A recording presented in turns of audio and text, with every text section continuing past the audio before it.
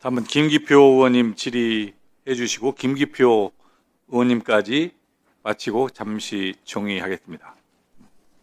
네, 경기도 부천시 김기표입니다. 오영준 후보자님, 일단 헌법재판관 후보자로 지명되신 것에 대해서 축하드립니다. 예, 감사드립니다.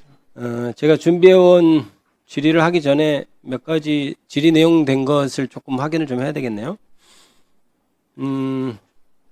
직위원 재판부라고 하는 곳에서 구속 취소 결정에 대해서 중요한 결정을 할 때는 원칙에 따라야 한다, 이렇게 아까 말씀하셨죠?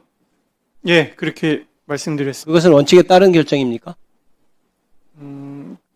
기본적으로 우리가 취하는 입장과는 좀 다른 입장을 취한 것으로 알고 원칙에 있습니다. 따르지 않았다는 의미의 답변으로 해석해도 되겠습니까? 예, 그런 쪽에 가까운 것 같습니다. 원칙이면 원칙이고 아니면 아닌 거죠. 가까운 것은 없겠죠. 그 재판부가 한 결정에 대해서 제가 명백하게 비판을 하기는 좀 시와 날이 얘기가 시와 원래 날로 하던 것을 시로 했다 이렇게 얘기가 돼서 사실은 그 이면에 자세히 들여보면 물론 이제 우리 오영준 후보자님도 아주 법리에 밝으신 법관 출신이니까 당연히 아실 거예요. 그때 체포적부 심사에 소요됐던 시간을 의도적으로 빼버렸다고 저는 생각합니다. 그렇기 때문에 사실은 냉정히 따져보면 수사기관에서 체포적부 심사까지 다 계산해서 그 전에 구속기간 도과하기 전에 기소를 했는데 그냥 그렇게 되면은 구속기간 도과라고 판정할 수 없으니까 법에 엄연히 구속기간에 산정하도록 되어 있는 체포적부심사 그 기간을 빼버렸어요. 그렇게 무리하게 구속 취소를 시킨 사건이죠. 그걸 원칙에 가깝지 않다라든가 이렇게 표현할 수는 없는 것 같습니다. 어떻습니까? 예, 저도 그 의원님 말씀하신 대로 체포적부심을 그 구속기간 산정에 있어서 빼라는 규정이 형사소송법에 있는데 있음에도 불구하고 당의 결정에서는 그 부분을 고려하지 않았죠. 제외하지 않은 점은 맞습니다. 그래서 원칙에 벗어났다고 저는 생각합니다. 동의하시는 거라고 생각합니다. 그리고 아까 그 파기환송 이재명 당시 대표의 파기환송에 대해서 의견 어떻게 생각하냐에 대해서 지금 후보자께서는 가능하면 대법원 판결에 대해 존중할 필요가 있다, 이렇게 말씀하셨어요. 예, 그렇습니다.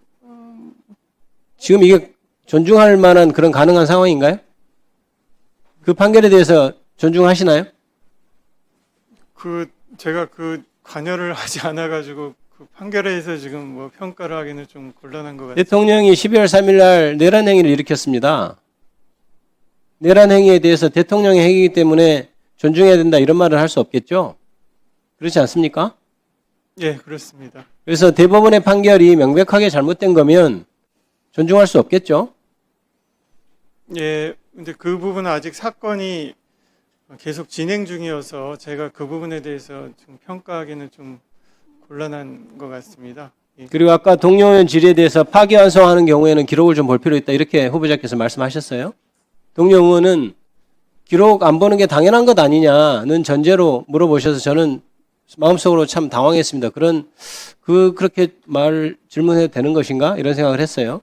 당연히 재판을 하면 기록을 보는 것이 원칙이고, 대법원이 아무리 바빠도, 헌법재판소가 아무리 바빠도 기록을 봐야 하는데 못 봤다, 미안하다, 이렇게 얘기하는 게 맞을 건데, 당연히 기록을 못 보는 게 당연하지 않느냐라고 저는 질의하는 것은 부적절하다고 생각했습니다만은 동료원 질의라 제가 굳이 중간에 끼어들진 않았습니다.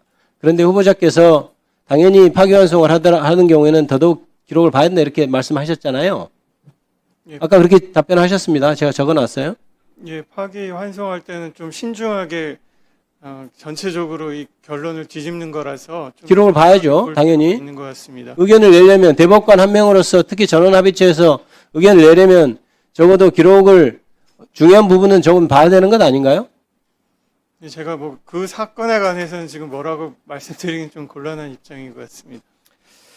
그 대법원 파기환송심을 보면 4월 21일 날 이재명 전 대표가 대법원에 답변서를 제출하니까 4월 22일 날 바로 소보에 배당했다가 당일 오후에 대법원장이 전원합의체 회부를 했고 첫 합의기를 바로 그날 진행해 버렸거든요. 그 다음 날. 그 다음에 4월 24일 날 대법원 전원합의체에서 이틀 후에 두 번째 합의기를 진행하고, 그 다음에 29일에 우리 5월 1일에 선고하겠습니다라고 선고기를 지정했고요. 그래서 5월 1일 날 파기환송 해버렸습니다. 이전에도 이렇게 신속하게 한 적 있습니까? 제가 연구관 활동안에는 없었죠. 예, 전원합의 사건은 그런 적이 없는 것 없었죠. 예. 그러면 그거 그렇게 파기환송이 되는 거 보고 후보자는 그때 어떤 생각이 드시던가요? 떠들썩한 사건이었습니다. 거기에 대해서 본인의 느낌이 없을 수는 없을 것 같은데요. 네, 좀 이례적이라고는 생각을 했었습니다. 그리고 바로 5월 다음 날 대법원이 서울고법에 기록 송부하고 배당해버리고 그 다음에 송달까지 합니다. 변론기일. 그래서 집행관 송달 촉탁으로 아주 이례적인 송달 촉탁도 했어요. 그것도 그전에는 없었던 일이죠. 그 부분 송달 부분까지는 제가 실제로 어떻게 했는지는 지금 경험이 없어가지고 말씀드리기는 어려운 것 같습니다. 제가 이게 지금 시간이 좀 돼서 나중에 보충 질의할 때 더 질의를 하더라도 이어가겠습니다. 중간에 좀 끊길 수는 있겠는데요. 아까 또 동료원께서 사건이 적체되어 있어서 재판소원을 받아들여야 하느냐. 완전 본말을 전도한 것이죠. 재판소원이 필요하면 그것을 어떻게 지금 현 구조에서 가능하게 할 것인가를 생각하는 것이 정치인이고 국회 입법하는 사람의 태도라고 생각합니다. 그런데 사건이 적지되어 있으니까 선법 재판소원을 인정하면 안 된다 이렇게 저는 얘기할 수는 없다고 생각합니다. 어떻게 생각하세요? 예, 재판소원이 필요한 제도라면 입법을 하고 부족한 부분은 보완을 하는 것이 좀 맞지 않나 그렇게 생각합니다. 이 재판소원은 법원이 좀 자초한 면이 있다고 생각합니다. 실제로 한정위원 한정합헌 결정에 대해서 대법원이 그 효력을 인정하고 있지 않잖아요. 그죠? 예, 그렇습니다. 그래서 계속 그거에 대해서 헌법재판소에서 잘못됐다고 다시 지적하고 그런데 문제는 뭐냐면 거기에 대해서 대법원이 법원이 다시 재판을 진행하지 않고 계속 방치되어 있는 상태에 있거든요. 지금 후보자로서 한정합헌 한정위헌 결정에 대해서 대법원이 따르지 않는 거 이거에 대한 의견은 뭡니까? 예, 기본적으로 양 기관은 대법원은 법률 해석에 대한 최고 권한을 가진 최고 법원이고 헌법재판소는 헌법 해석에 관한 최고 법원이기 때문에 양 법원에서 한 법률 해석이나 헌법 해석은 각자가 존중하면서 조화롭게 국민의 기본권 보장해 나가는 게 바람직하다고 생각합니다. 너무 애매한 답변이잖아요. 자, 그럼 이렇게 구체적으로 이렇게 물어볼게요. 대법원 판결이 한정위헌이라고 했어요.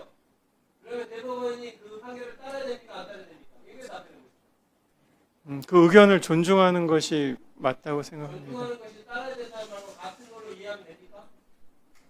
지금 워낙 양자의 입장 차이가 있어서 가지고 예, 지금 헌법재판소 입장은 따라야 된다는 입장인 것이 명확합니다. 예, 그렇습니다. 네, 저도 헌법 해석에 관한 헌법재판소가 최고 권한을 갖고 있으니까 따라야 되는 게 맞지 않나 생각합니다. 예, 그렇습니다. 예, 맞습니다.